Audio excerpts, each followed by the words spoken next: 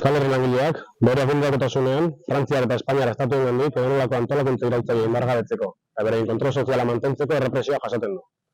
Horrela, hainbat izan dira urte hauetan, bi estatu zapaltzaile hauek beraien doktrina errepresiboa gogortzeko aurrera eman dituzten neurriak. Frantzian, egunerokotasuneko violentzia poliziala gogortzeaz gain, militantzia politikoa jazartzeko neurri berri bat sortu dute.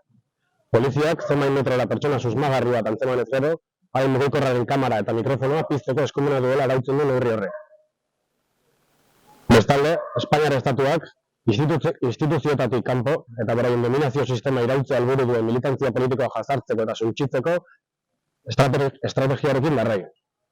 Era horretan, asko izan dira antolakuntza iraultzailea suntsitzeko baliatzen duten audientzia nazionaletik igaro diren pertsonak. Eta beste hainbat, grebetan, manifestazioetan edo salaketa ekintzetan parte hartzeagatik isunduak eta epaituak izan diren militanteak. Hori gutxi balitz, ehun gora preso politikok oraindik ere Espainiar eta Frantziar estatuen atzaparretan jarraitzen dute. Kartzelak suposatzen duen eguneroko jazarpena pairatuz. Horrekin batera, kontuan hartu behar dugu zenbait preso eta presoei epaiketen zain daudela oraindik. Beraien berriz ere espetxera bueltatzeko edo espetxean egonda beste hainbat urte igarotzeko arriskuan aurkitzen direlarik.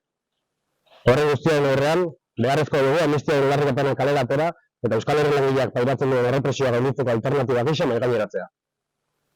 Izan ere, amnistiak aldarrikapen gisa, estatu burgesaren bitartez Euskal Herriak pairatzen duen errepresio edo salatzeaz gain, zapalkuntzatik askatzeko aurrera eramaten den Euskal Herri langilearen borroka zilegiztatzen eta aldarrikatzen du.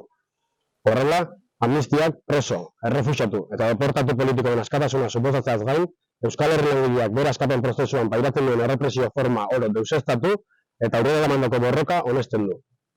Horregatik, irailaren 10ean, Donostiako bulebarretik abiatuko den manifestazioarekin, amnistia osoa aldarrikatuz, kaleak hartuko ditugu. Errepresioaren aurrean, Euskal Herriak amnistia osoa.